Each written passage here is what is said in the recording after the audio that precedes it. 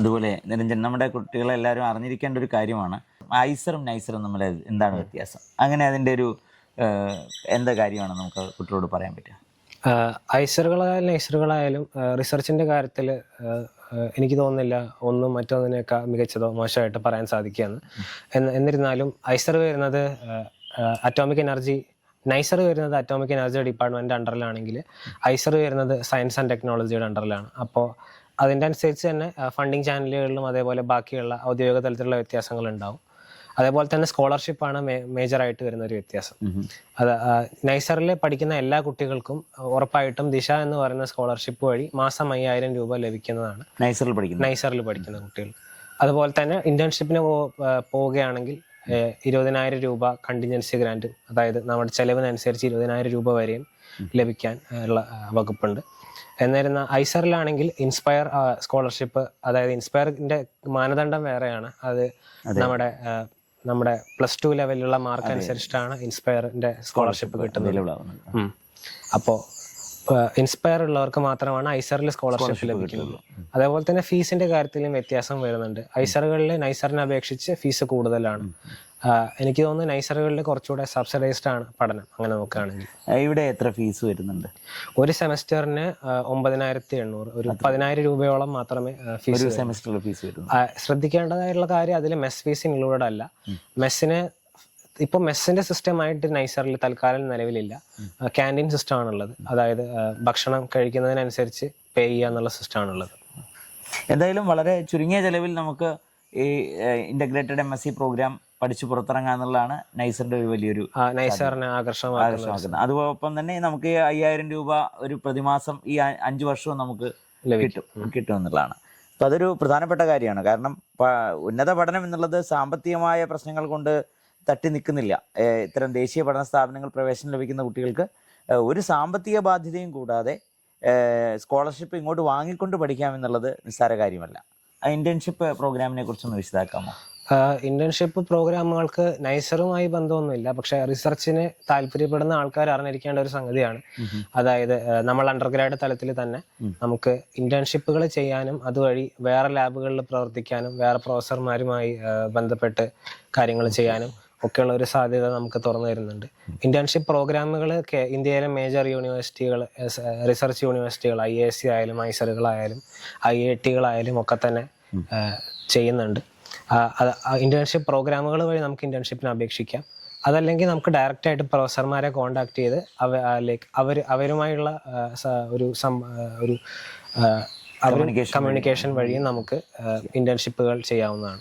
അപ്പോൾ നമുക്കൊരു റിസർച്ച് ഒരു ടോപ്പിക്കിൽ പ്രത്യേകമായി ഇൻട്രസ്റ്റ് ഉണ്ടെങ്കിൽ ആ മേഖലയിൽ പ്രവർത്തിക്കുന്ന ഒരു പ്രൊഫസറുമായിട്ട് നേരിട്ട് നമുക്ക് കത്തിടപാടുകൾ നടത്താം, അല്ലേ? അല്ലെങ്കിൽ നമ്മുടെ ഡിപ്പാർട്ട്മെന്റ് വഴി നമുക്കത് നടത്തിയിട്ട് ഇന്റേൺഷിപ്പിലേക്ക് കടന്നു പോവാം. അത് നമ്മളൊരു റിസർച്ചർ എന്നുള്ള രീതിയിൽ നമ്മുടെ പ്രൊഫൈലിൽ കൂടുതൽ ആകർഷകമാക്കാൻ അത് സഹായിക്കുന്നതാണ് ഈ പറയുന്നത്. ഇതിനോടൊപ്പം നിങ്ങൾക്ക് വല്ല ഗവേഷണ പ്രബന്ധങ്ങൾ അവതരിപ്പിക്കുകയും പ്രസിദ്ധീകരിക്കുകയും ചെയ്യുക, അത്തരം കാര്യങ്ങളൊക്കെ ഇതിനകത്ത് ഈ കോഴ്സിൽ ഇൻക്ലൂഡഡ് ആണോ? അണ്ടർഗ്രാഡ് തലത്തിൽ പ്രസിദ്ധീകരിക്കുക എന്ന് പറയുന്നത് ഒരു ഔട്ട് ഓഫ് ഓർഡിനറി സംഭവമാണ്. എന്നിരുന്നാലും പ്രസിദ്ധീകരിക്കുന്ന ആളുകളുണ്ട്. അപ്പോൾ നമ്മുടെ ഫീൽഡ് അനുസരിച്ചായിരിക്കും എത്രത്തോളം പ്രസിദ്ധീകരിക്കാൻ പറ്റുമെന്നുള്ളതും മറ്റും വരുന്നത്. കെമിസ്ട്രിയിൽ ഇപ്പോൾ സിന്തറ്റിക് കെമിസ്ട്രി ഫീൽഡിൽ വർക്ക് ചെയ്യുന്ന ആളുകൾക്ക് കൂടുതലായി പ്രസിദ്ധീകരിക്കാനുള്ള സാധ്യതകളുണ്ടെന്നാണ് ഞാൻ കേട്ടിട്ടുള്ളത്. അത് നമ്മൾ പ്രസിദ്ധീകരണങ്ങളെ ഒരിക്കലും റിസർച്ചിന്റെ ഒരു സമ്പൂർണ്ണമായ അളവുകോലായിട്ട് എടുക്കരുത് എന്നാണ് എനിക്ക് തോന്നുന്നത്. കാരണം അത് വളരെയധികം ഫീൽഡ് ഡിപ്പെൻഡന്റ് ആണ്. അതുപോലെ തന്നെ അതിന് വേറെയും പല ലിമിറ്റേഷൻസും ഉണ്ട്. ഇപ്പം പഠനം എന്തായാലും അതിൻ്റെ പകുതിയോളം എത്തുന്നേ ഉള്ളൂ. എങ്കിലും ചോദിക്കുകയാണ്, ഭാവിയിൽ നിരഞ്ജനെ നമുക്ക് ഏത് മേഖലയിലാണ് പ്രതീക്ഷിക്കാൻ പറ്റുക? കെമിസ്ട്രിയുടെ തന്നെ ഏത് മേഖലയിലായിരിക്കും നിരഞ്ജനെ പ്രതീക്ഷിക്കാനാവുക?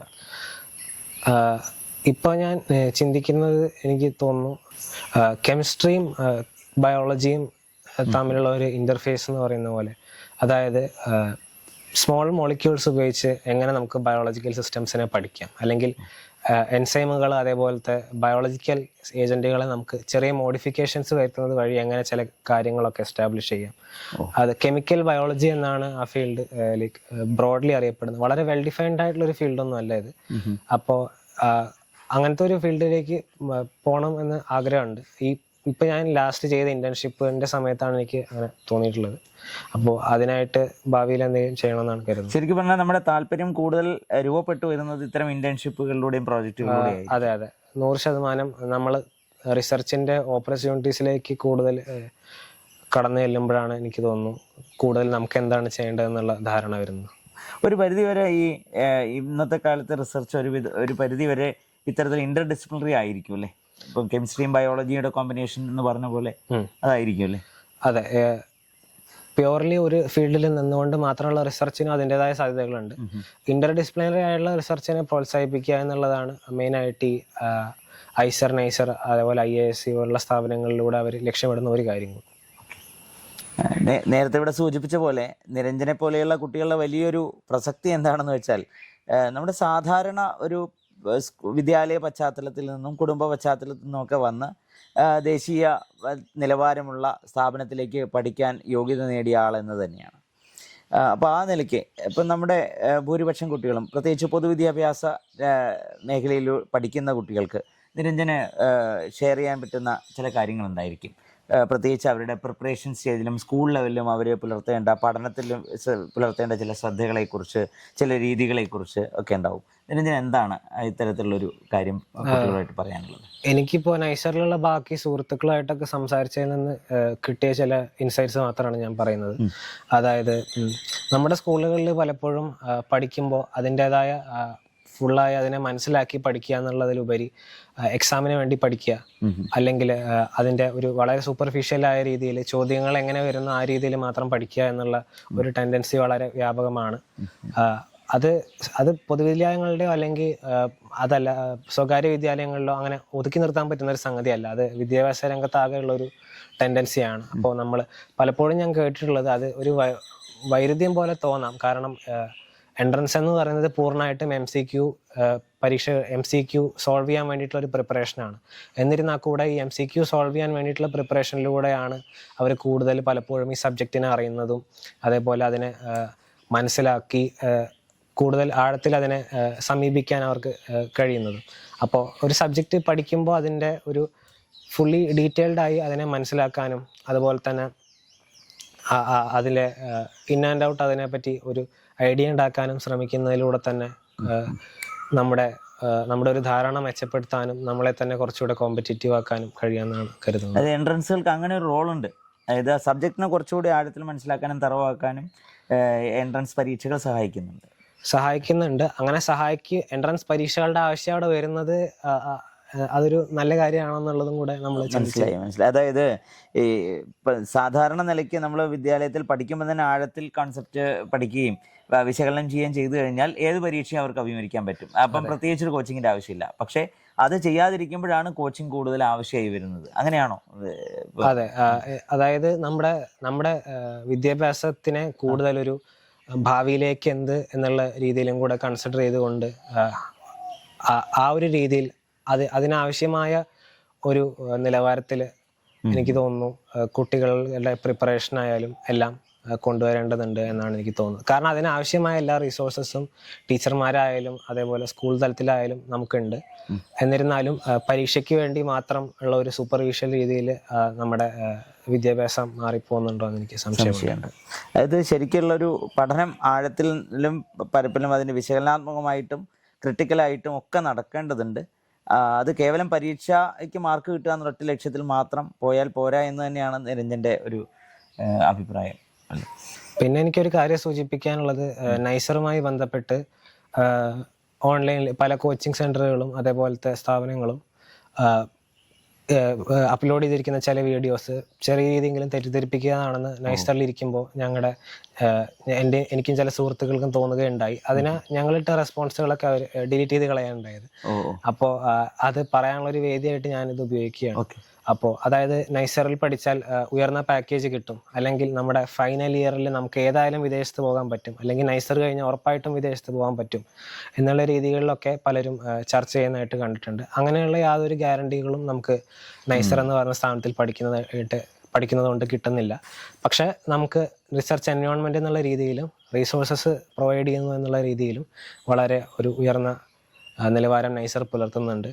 നമ്മൾ നമ്മുടെ രീതിയിലും കൂടി കുറേ എഫേർട്ട് ഇട്ടാൽ മാത്രമേ നമുക്ക് നമ്മൾ ഉദ്ദേശിക്കുന്ന സ്ഥലത്ത് എത്താൻ സാധിക്കുകയുള്ളൂ, നൈസറിലാണെങ്കിലും വേറെ എവിടെയാണെങ്കിലും എന്നുള്ളതാണ് എനിക്ക് പറയാനുള്ളത്. വളരെ വലിയൊരു കാര്യം തന്നെയാണ് ഇവിടെ പറഞ്ഞത്.